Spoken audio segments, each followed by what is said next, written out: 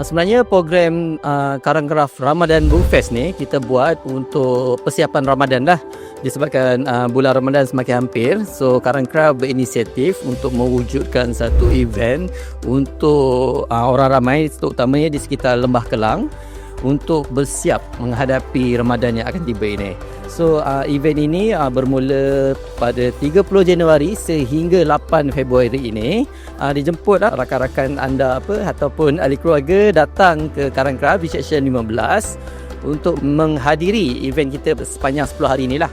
Okey, antara aktiviti yang kita adakan di sini ialah pertandingan bicara berirama untuk sekolah menengah. Semalam kita mendapat penyertaan daripada 5 buah sekolah dan setiap sekolah dalam 20 orang peserta lah. Dan kemudian pada hari ini kita ada pertandingan nasyid untuk sekolah rendah dan kita mendapat penyertaan daripada 9 buah sekolah. Apa yang terdapat di Karangkraf Ramadan Book Fest, di sini kita menyediakan barang-barangan untuk persiapan Ramadan seperti telekung, kurma dan juga Al-Quran lah. Kita ada pelbagai mushaf Quran, kita ada 43 mushaf Al-Quran untuk anda boleh guna ketika Ramadan nanti untuk solat tarawih atau solat tahajud di rumah lah.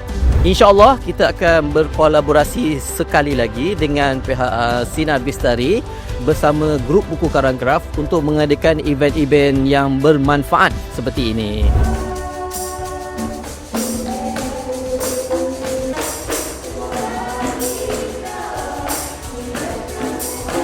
Oh